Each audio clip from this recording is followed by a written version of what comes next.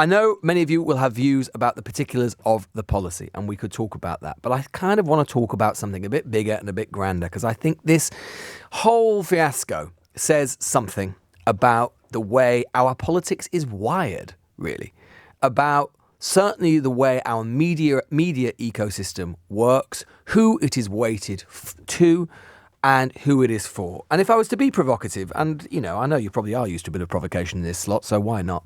If I were to be provocative, I might say that I think what this reveals, as if we needed any reminding, is that we live in Boomerville. We live in a country of boomers, by boomers, for the boomers.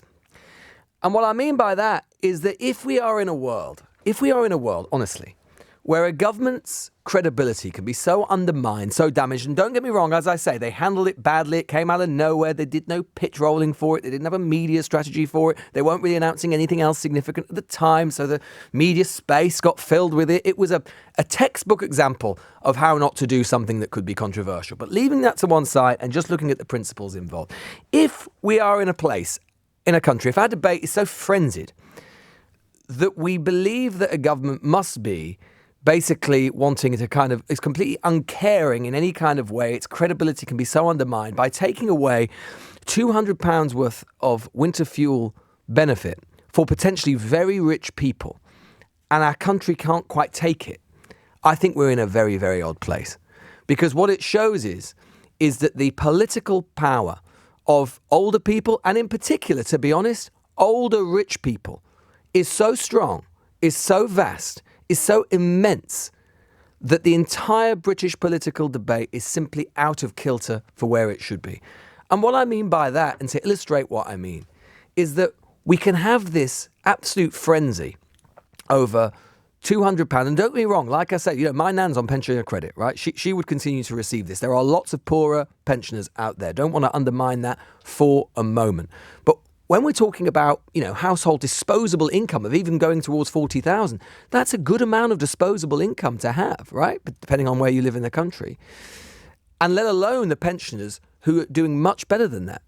And if we are in a position where that is so controversial that the government has to back down over a benefit that we weren't even uprating, no one cared enough, no one thought it was valuable enough to even keep up with inflation, then it shows the power of this group versus all of the others. And frankly, what government ever again is going to touch any pensioner-related benefit? Because they've just seen what has happened to this one.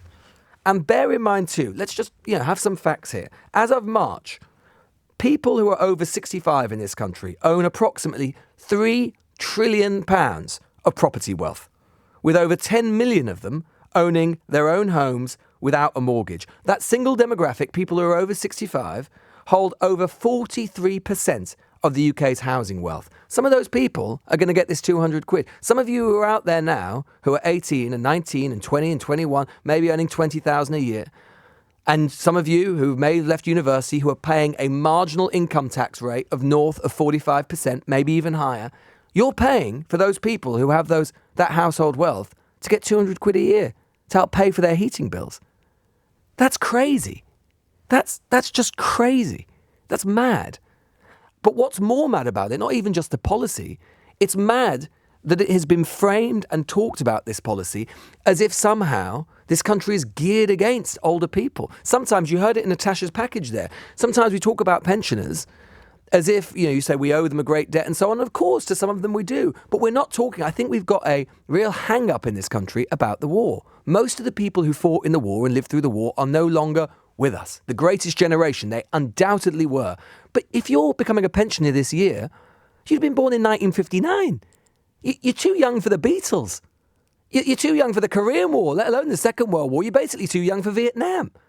So this sort of psychological debilitation we've got about thinking that pensioners are a particular and special group versus everybody else, I think is deeply, deeply problematic, especially when you consider the plight of the young in this country today. And I'm not talking about even myself, I'm talking about young, I'm 35, I'm talking about younger people. The COVID generation.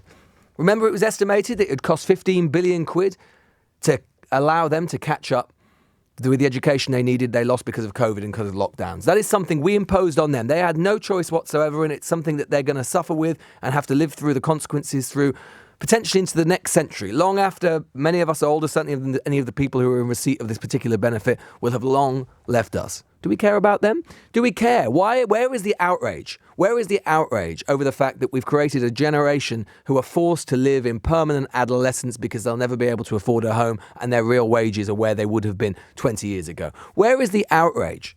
Where is the outrage of the fact that if you are trying to go to university in this country, you are being left with a debt that you basically cannot eliminate of around 50 to 60 to 70,000 a year? The interest rate is so stacked against you, you'll never be able to pay it off. You've basically got an extra marginal income tax rate for 30 years of your life. Where's the outrage? Imagine if that received the sort of outrage that the pensioner, the winter fuel pensioner allowance has received. Imagine if the newspapers were full of that day after day after day, but they're not, and they never will be, because who are those newspapers owned by? They're owned by richer, older people. And so on and on it goes. And I'm not saying that pensioners do not deserve help. My word, they do, in lots of respects. As I say, my own grandmother's on pensioner credit. I know that older people can really, really struggle, and they often suffer. There are a lot of people out there, older people, in private rented accommodation, again, difficult, and they can't do much to expand their income. So this is not an attack on them. What it is an attack on is a political and media culture which seems to focus to the exclusion of all else on one particular group, and one particular group that, to be honest, in the grand scheme of things, in the great suffering there's been over the last 15 years, have been relatively well insulated.